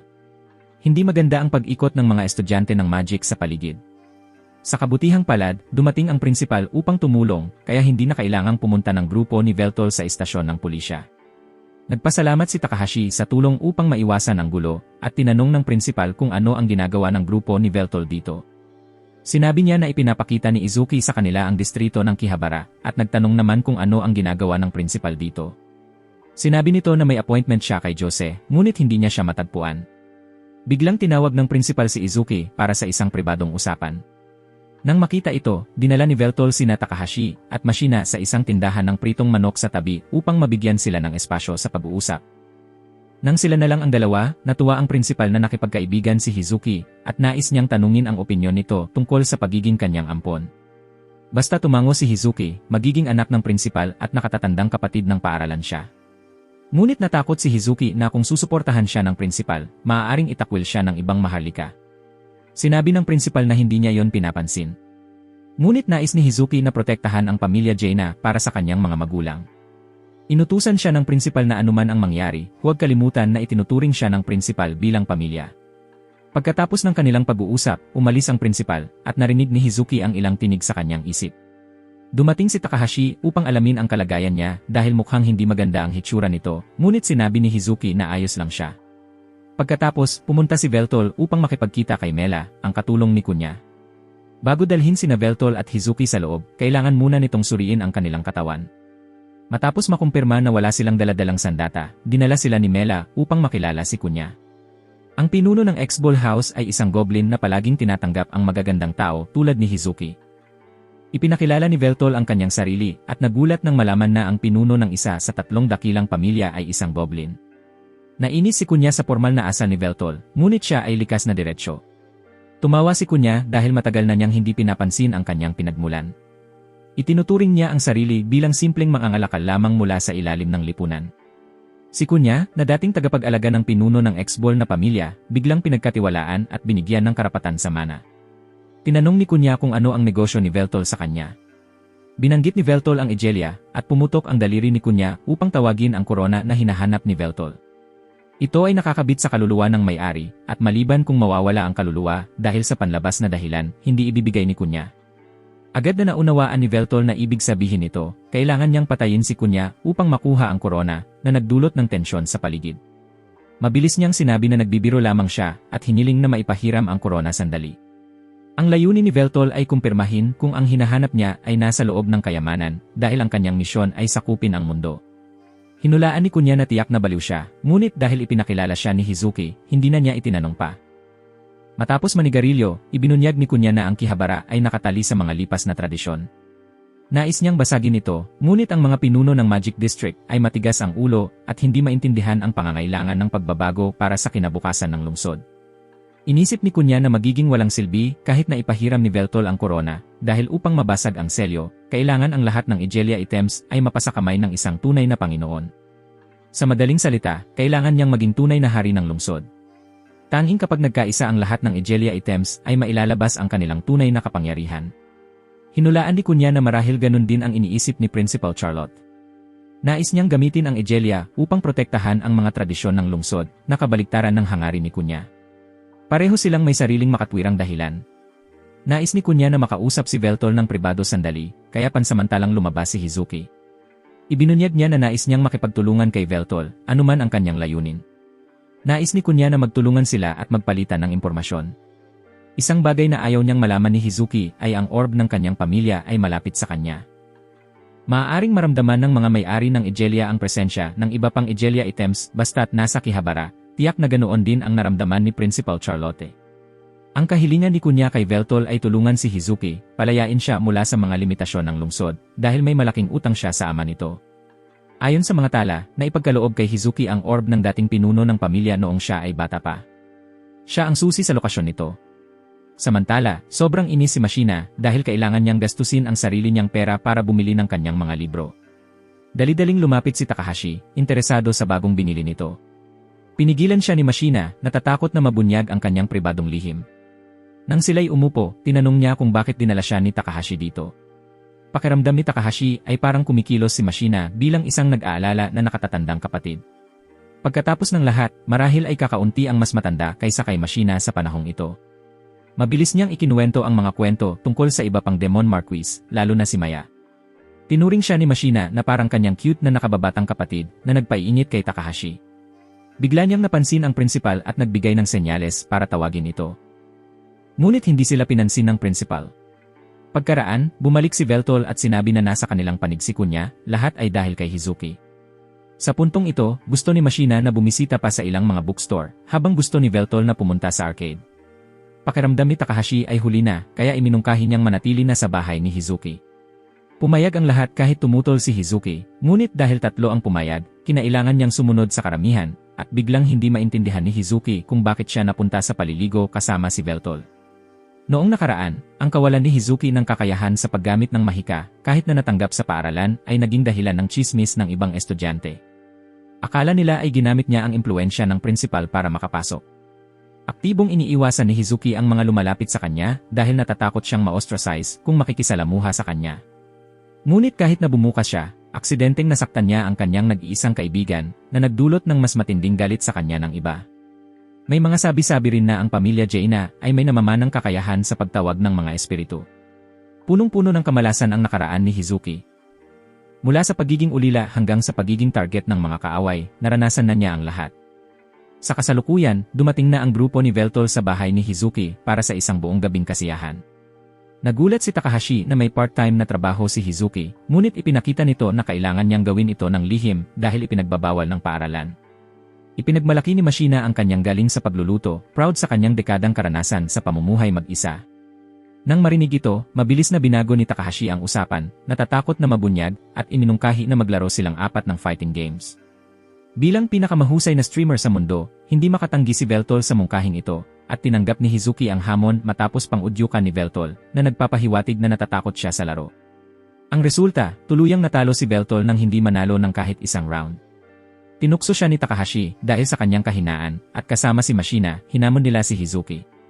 Pagdating ng gabi, pareho na silang nakatulog, at nang papasok si Hizuki sa paliguan, nagulat siya na naroon na si Veltol, nakababad sa tubig na parang siya ang nasa bahay, buong pride na ipinapakita ang kanyang katawan na parang marmol. Mabilis na humingi ng paumanhin si Hizuki, sinasabing hindi niya na-check ng maayos, at papalayo na siya nang inakala ni Veltol na natakot siya sa tanawin ng kanyang perpektong katawan. Kumpiyansa, nagpusi siya at kahit pinuri pa ang katawan ni Hizuki, bagaman idinagdag na hindi ito maikukumpara sa kanya. Naudyukan, sumugod si Hizuki at nabasa rin, ipinapakita na hindi siya natatakot. Tinanong niya kung ano ang pinag-usapan ni Veltol kay Kunya at nagtataka kung bakit siya binibigyang pansin. Pareho sa kantina at sa Electronics District, ito ba ay dahil siya ang pinuno ng pamilyang Jaina? Sinabi ni Veltol na huwag mag-overthink. Simple lang niyang ginampanan ang kanyang nais, at ang usapin sa dugo ay isang sabayang pagkakataon lang sa kanyang misyon. Ngayon, pareho na silang nasa parehong sitwasyon. Ipinahayag ni Veltol ang paghanga kay Hizuki dahil hindi lang niya pinahahalagahan ang kanyang mga magulang na nagtatrabaho, kundi pinoprotektahan din niya ang kanyang pamilya. Ang kanyang pagluluto ay katanggap-tanggap at ang kanyang galing sa laro ay maayos, pero hindi kasing galing ng kanyang asawa, si Mashina. Matagal na panahon mula nang maramdaman ni Veltol ang ganitong kasiyahan, at tinanong niya kung ano ang nararamdaman ni Hizuki. Aktibong lumapit si Hizuki kay Veltol, sinasabing siya ay labis na masaya. Sinamantala ni Veltol ang pagkakataon para tanungin tungkol sa isang lumang larawan ni Hizuki na nakaharap pababa sa kanyang silid. Nagpasya si Hizuki na ibahagi sa kanya ang kanyang lihim. Noong nakaraan, si Hizuki ay isang masiglang batang babae nang ipaalam sa kanya ng isang tagapaglingkod na iyon ang kanyang kaarawan. Ang kasiyahan ni Hizuki ay nagpapatunay sa tagapaglingkod na ang mga alingaungaw tungkol sa kanya bilang isang batang ipinanganak na may sumpa mula sa Electronics at Magic District ay walang katotohanan. Noong araw na yon, dinala siya ng kanyang mga magulang sa pamimili, ngunit ang kanilang pamilya ay nakatawag ng pansin sa mga tao sa paligid na nagbato ng mga insulto. Ginawa ng kanyang mga magulang ang lahat upang protektahan si Hizuki mula sa mga salitang iyon. Dinala nila siya sa sinehan at sa paglalaro sa kanyang kaarawan. Biglang dumating ang trahedya, inatake at namatay ang kanyang mga magulang sa harap ng ospital. Ayon sa tala, naging tagapagmana si Hizuki ng Egelia na ikinabahala ni Kunya. Kung may anumang palatandaan tungkol sa mga pumatay sa mga magulang ni Hizuki, matagal na sana niyang pinatawan ng parusa. Sa kasalukuyan, ang tungkulin ni Kunya at ng prinsipal ay protektahan si Hizuki mula sa panganib. Ang alaala ng trahedyang iyon ay patuloy na binalot si Hizuki at nagdulot ng labis na pag-aalala sa sarili. Patuloy siyang nanirahan doon dahil gusto ng kanyang mga magulang na mamuhay siya bilang isang maharlika sa lungsod na ito. Pakiramdam ni Hizuki, lahat ng taong naugnay sa kanya sa lungsod na ito ay masasaktan at mawawala. Dahil dito, mula pa noong simula, lagi niyang pinipili ang lumayo sa iba, naniniwalang hindi siya maaaring magkaroon ng kaligayahan. Nagpasalamat si Veltol kay Hizuki sa pagbabahagi ng kanyang nakaraan sa kanya. Sa ngalan ng hari ng demonyo, nanumpa siya na hinding-hindi niya sisisihin si Hizuki, kahit madamay pa siya dahil sa kanya. Pagkatapos nilang maligo, sinabi ni Veltol kay Hizuki na ituring itong alaala habang buhay na nakapaligo siya kasama niya. Sa sandaling iyon, hinawakan ni Veltol si Hizuki ng mahigpit, nakaharap sa kanya, dahil sa likuran niya ay may isang lalaking nagpakilalang si Faceless, na sinasabing siya raw ang bayani ng isang gang. Inutusan niya si Veltol na umalis kaugnay ng usapin tungkol kay Marcus, at nangako siyang hindi na ipagpapatuloy kung susunod si Veltol. Nang marinig ni Veltol na sasakupin din ni Faceless ang kayamanang nakabaon sa ilalim ng akademya, labis siyang nagalit dahil ang isang walang pangalang tao tulad niya ay hindi karapat-dapat tawaging bayani. Ang tanging tao sa mundong ito na maaaring tawaging bayani sa harap ni Veltol ay isa lamang. Nang mabigo ang negosasyon, sinubukan ni Faceless na tumakas, sabay babala bago maglaho na malapit nang magbago ang lungsod ng Kihibara. Hindi na malayang napahawak si Hizuki sa manggas ni Veltol dahil sa takot. Sa oras na yon, dumating si Principal Charlotte upang makipagkita kay Kunya na inutusan ang kanyang mga tauhan na umalis para makapag-usap silang dalawa ng pribado. Inatake siya ni Charlotte habang hindi nakabantay si Kunya dahil ang pakay niya ay ang korona. Samantala, iniulat ng mga tao na ang bangkay sa kamakailang aksidente ay kay Scholar Jose at biglang lumabas sa balita na si Kunya ay pinaslang. Naglabas ang pulisya ng warrant para kay Principal Charlotte bilang mahalagang saksi para sa investigasyon. Nagulat si Hizuki nang makita ang balita. Dahil sa insidenteng ito, lalong tumindi ang tensyon sa pagitan ng Magic District at ng Electronics District. Idineklara ang Level 2 alert status sa buong lungsod. Lahat ng estudyante ay inutusan na magtipon sa practice hall, at sa sandaling iyon, lumitaw ang isang dalagitang may puting buhok. Kalaunan, palihim na nakipagkita si Hizuki kay Charlotte, iniisip na kasalanan niya ang lahat ng nangyari. Ngunit matapos ang maikling pag-uusap, napagtanto niyang peke ang prinsipal na kaharap niya, dahil ang totoong Charlotte ay palaging tinatawag siya sa pangalan. Samantala, nagsimula ang dalagitang iyon sa practice hall na umatake at kontrolin ang mga estudyante. Lahat ng natitirang estudyante ay naging mga bihag niya.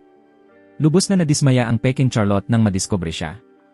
Nakilala ni Hizuki ang taong kaharap niya bilang si Scholar Jose.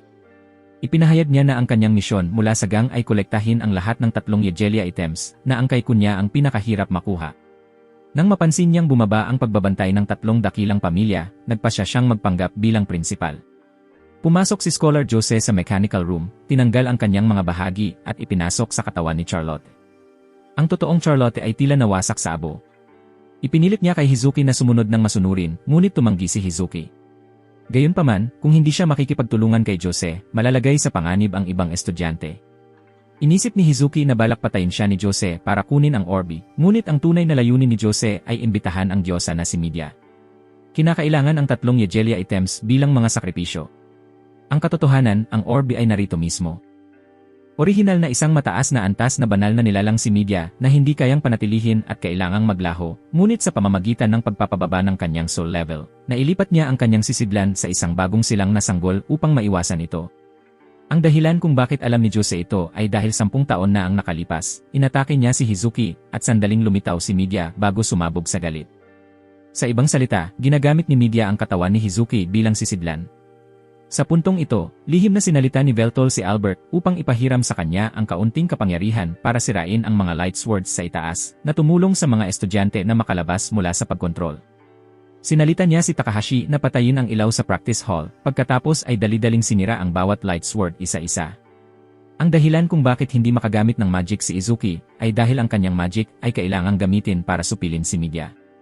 Ginamit ang orb para sa layuning iyon, at alam ni Jose kung nasaan ito batay sa tala ng operasyon kay Izuki 10 taon na ang nakalipas. Ang kanyang kanang mata ay hindi prosthetic, kundi ang orb na hiniling ng ina ni Izuki sa doktor na ipasok. Matapos mapalayas ang kalaban, ipinakita ni Takahashi kay Veltol kung nasaan si Hizuki.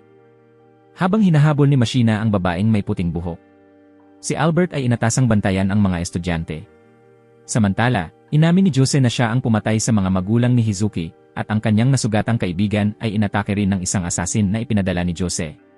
Galit na sinubukan ni Hizuki na tanggalin ang kanyang artipisyal na mata nang dumating si Veltol sa tamang oras. Naramdaman ni Jose na siya ang salik na nakakasagabal sa kanyang 10 taong plano. Gayunpaman, hindi maiiwasan ang digmaan sa lungsod na ito. Nang lumapit si Veltol kay Hizuki, nakumpleto ang ritual, at bumaba ang diyosa na si Media sa katawan ni Hizuki. Samantala, si Hero Graham ay nagmamasid mula sa itaas habang nagkakaroon ng tunggalian ang 2 distrito ng lungsod dahil sa pagkamatay ni na Principal Charlotte at Kunya. Biglang lumiwanag ang langit sa paglitaw ni Diyos sa Media. Isa siya sa 6 na dakilang Diyos, ang Diyos na namamahala sa kapalaran. Nakita ni Media si Veltol bilang napaka-disrespectful at nagulat na siya ay nakaligtas hanggang ngayon. Naramdaman niya na labis nang humina si Veltol, bumaba sa katawan ng mortal ng walang sariling dangal bilang isang Diyos. Ipinahayag ni Media na kinamumuhian niya si Veltol. Bahagi dahil may itim siyang buhok, samantalang ang gusto niya ay mga lalaki na may blonde na buhok. Dislike rin ni Veltol si Media dahil sa mayabang nitong paraan ng pagsasalita sa kanya. Agad na hinawakan ni Media ang kanyang espada at umatake, pinapadpad si Veltol sa ere dahil nangahas siyang magsalita pabalik sa isang Diyos. Matapos tamaan, nag-regenerate si Veltol, iyon ang kanyang kakayahan sa muling pagkabuhay, salamat sa pananampalataya ng kanyang 3 milyong subscriber. Pinagtawanan ni Media ang kasalukuyang anyo niya bilang hindi karapat-dapat na dating kalaban ni Hero Graham. Sinabi niyang siya ay parang isang chrysalis pa rin, hindi pa tuluyang nagbago, at gumawa ng isang hampas ng espada na winasak ang buong daan. Madali niyang pinutol ang isa sa mga braso ni Veltol. Agad na nasupil ang kanyang immortalidad dahil ang sandatang ginamit ni Media ay nasa antas ng mitolohiya. Nakita ni Veltol na kinokontrol niya ang kapalaran, nagbibigay ng swerte sa kanyang sariling mga atake at depensa habang nagdadala ng kamalasan sa mga teknik ng kalaban. Para sa isang gamer tulad ni Veltol, ang kakayahang ito ay hindi naiiba sa pag-hack. Sa kanyang ginintuang panahon, ginamit ni Media ang pamamaraang ito upang pahabain ang buhay ni Graham, binago ang kanyang buhay magpakailanman. Naalala ang kanyang kasalanan, nawalan si Media ng kontrol at paulit-ulit na humingi ng tawad. Gamit ang sandaling iyon, nakuha ni Hizuki ang bahagyang kontrol at nakiusap kay Veltol na iligtas siya. Sinabi niya sa kanya na huwag magmadali. Samantala, natagpuan ni Machina ang babaeng may puting buhok, na natuklasan ang immortalidad ni Machina at tinaya ang antas ng banta niya sa higit 20. Mabilis na tinanong ni Machina kung nagkakilala na sila dati. Ipinakilala ng kabilang babae ang sarili sa code number na Andre at tinanong ang pangalan ni Machina. Nang mapagtanto niyang hindi niya kilala si Machina, umatake siya. Umwas si Machina at gumamit ng flying kick attacks, ngunit ginamit ni Andre ang peres ng itim na pakpak upang protektahan ang kanyang katawan. Pagkatapos, nagpaputok siya ng mga bala kay Machina na pinilit siyang gumamit ng shield para ipagtanggol ang sarili. Agad na sinamantala ni Andre ang pagkakataon upang umatake, tinusok si Machina sa dibdib at malubhang nasugatan siya. Gayunpaman, ginamit ni Machina ang dugo na tumalsik sa mukha ng kalaban at pinasabog ito na pumutok ang ulo ni Andre. Sa kabalintunaan, napagtanto ni Machina na may immortalidad si Andre. Nang makita ni Machina ang mukha ni Andre, nakumpirma niya ang kanyang hinala, si Andre ay si Maya. Gayunpaman, sa puntong iyon, hindi na nakilala ni Maya si Machina at unti-unting nawalan ng kontrol sa kanyang mahika. Paglapit na niyang umatake kay Machina, pinatulog ni Jose si Maya dahil hindi niya binago ang kanyang boses. Kaya natuklasan niya na si Jose ay nagkukunwaring Principal Charlotte. Ipinilit ni Machina na ibalik ang kalaban si Maya. Ngunit sinabi ni Jose na kung mawawala si Maya, ipapatay siya ng organisasyon. Pagkatapos, ginamit ni Jose ang Spatial Displacement upang umalis. Samantala, si Veltol ay pinipilit lamang tumakas mula sa mga atake ni Media. Patuloy niya itong provokahin at sinasalungat. Matapos ma-pressure ng kalaban ng ilang sandali, naunawaan ni Veltol ang tunay na kahulugan ng kakayahan sa manipulation ng kapalaran. Ang tunay na katangian nito ay ginagawa null ang mga atake gamit ang apoy o espada na may mababang magic ratio kahit na tumama, habang ang mga magic attacks na may mataas na magic ratio ay madalas na palampasin. Ngunit natuklasan ni Veltol na ang nullification ay otomatiko, habang ang pag-iwas ay kailangang i-activate ng mano-mano. Sa madaling salita, kung tatamaan siya ng mataas na magic techniques, si Media pa rin ang makakatanggap ng pinsala. Sinabi niya kay Veltol na itigil ang kanyang pagsusuri dahil sisirain niya ito hanggang sa kaluluwa bago muling harapin si Hero Graham. Ang gusto ni Media sa mundong ito ay malaman ang tunay na damdamin ng taong iyon at humingi ng tawad. Nagulat si Veltol na hindi niya nauunawaan ang damdamin ni Hero Graham. Lubos niyang naintindihan dahil nagtagpo na sila sa espada. Hinulaan ni Veltol na tiyak na alam ni Media ang kapalaran ni Graham nang bigyan siya ng immortalidad at labis siyang nakaramdam ng pagkakasala. Ipinahayag ni Veltol na ang damdamin niya para kay Hero Graham ay unrequited love lamang at kaya niyang hulaan kung paano hahatulan ni Graham si Media. Akala niya ay hahatulan siya, ngunit sinabi ni Veltol na hindi iyon ang kaso. Ipapakita niya kay Media ang tunay na damdamin ni Graham kung ibabalik nito ang katawan kay Izuki. Ang pagnanakaw ng isang diyosa ng katawan ng mortal ay ang pinakakinamumuhian ni Graham.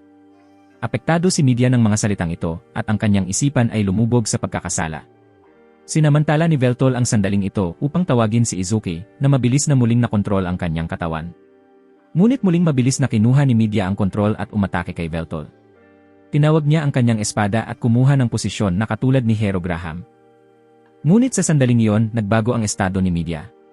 Nakita ito ni Jose at agad na umatras, hinuhulaan na malapit nang masira ang lugar. Lumipat si media sa bagong kapangyarihan na napuno ng pulang aura.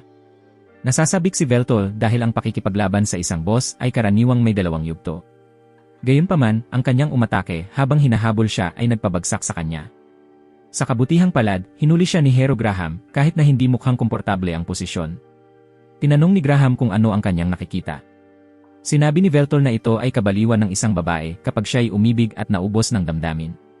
Balak nang kumilos ni Hero Graham, ngunit gusto ni Veltol na siya mismo ang humawak nito dahil nangako siyang ililigtas si Hazuki. Alam niyang hindi niya kayang lumapit mag-isa, kaya iniutos niya kay Graham na suportahan siya. Nilikha ni media ang isang ulan ng nakamamatay na mga sinad. Habang handa sina Graham at Veltol na harapin ito, si Graham ang responsable sa pagsuporta mula sa likod, winawasak ang mga atake upang hindi tamaan si Veltol, kaya natulungan siyang lumapit kay media. Nagsagawa siya ng nakamamatay na atake, ngunit pinutol din ito ni Graham. Ang mga taong nanonood mula sa ibaba ay naprotektahan ng kanyang mga kasamahan. Sa itaas, hiningi ni Veltol kay Graham na gamitin ang kanyang lakas upang itapon siya pasulong. Habang si media ay nakatuon lamang kay Graham, ginamit niya ang kanyang espada upang tusukin ito. Humupa si media, ngunit sa kanyang harapan ay ang larawan ni Graham na malamig na umiiling at umaalis.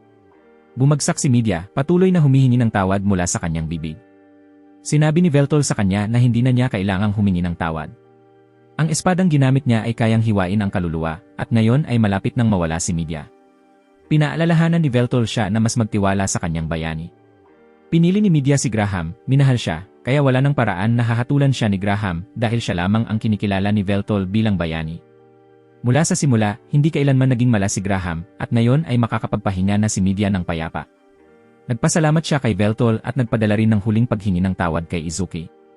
Tinanggap ni Veltol si Izuki pabalik at hindi niya napigilan ang kanyang damdamin na paluha sa tindi ng karanasan. Samantala, nakipag-ugnayan si Takahashi sa kanila upang iulat na maayos si Veltol, ngunit malapit nang sumiklab ang digmaan sa lungsod at hindi niya alam kung paano haharapin ito. Sinabi niya kay Hazuki na may natitirang gawain pa silang dapat tapusin. Sa puntong ito, nagsimula ng mag-away ang mga residente ng parehong distrito at sinisi ang isa't isa sa pagkamatay ng kanilang mga pinuno. Dinala ni Veltol si Hazuki sa harapan at idineklara siyang bagong hari ng Akihabara. Patuloy na sinumpa ng mga tao si Hazuki bilang isang half-breed, ngunit buong tapang niyang ipinakilala ang sarili bilang pinuno ng pamilyang Jaina at tinawag ang tatlong Yejelia na kayamanan. Gayunpaman, nanatili ang pagdududa tungkol kay Hazuki. Agad siyang hinikayat ni Veltol na maging matatag. Nakuha ni Hazuki ang kanyang lakas ng loob at isinisiwalat na may isang taong nagkunwaring Principal Charlotte at pumatay kay kunya. Siya mismo ay inatake rin, ngunit sa kabutihang palad ay tinulungan ng mga kaibigan. Sa kasalukuyan, hawak niya ang lahat ng Egelia na bagay, kaya lahat ng kapangyarihan sa Akihabara ay kanya na. Pinigilan ng mga tauhan ni kunya ang mga mamamayan na makialam at hinikayat si Hizuki na ipagpatuloy. Bilang hari, idineklara ni Hizuki ang ganap na pagpawalang bisa ng monarkiya ng Egelia. Mula sa sandaling ito, ang pamamahala ng lungsod ay hahawakan ng konseho ng lungsod. May ilang mamamayan na nagtataka kung ano ang gagawin nang wala ang tatlong dakilang pamilya.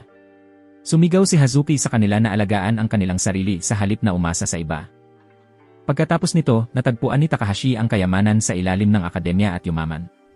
Nagulat si Hazuki nang malaman ang pagkakakilanlan ni Veltol bilang Demon King at ang posisyon ni Mashina bilang Marquise. Dahil sa pagkakatagpo ng sinaunang aklat, nalaman nilang buhay pa ang Black Dragon Marquis Silva at Lairi Knight Marquis Maya. Kalaunan, nag-transfer si Hazuki upang mag-aral kasama si Takahashi, at naramdaman ni Veltol na bagay sa kanya ang bagong uniforme. Ang dahilan kung bakit tinawag si Hazuki rito ay upang batiin siya sa pagbabago ng paaralan at upang bigyan si Veltol ng pagkakataon sa paghihiganti. Gayunpaman, muling natalo si Veltol ng husto. Ibinahagi ni Hazuki na dahil sa kanyang talumpati, siya ay naging sikat sa kanyang bagong paaralan. Dumami rin ang mga subscriber ni Veltol, bagamat nagdulot ito ng kaunting kontrobersya. Nagbago ang kulay ng mata ni Hazuki at narinig ang tinig ni media na nagpapasalamat kay Veltol. Agad na inimbitahan ni Takahashi si Hazuki upang makipaglaro sa huling laban kay Mashina, habang siya at si Veltol ay kakompetensya para sa pinakamababang ranggo. At sa gayon, nagsimulang bagong yugto ang karera ng modernong Demon King bilang isang streamer.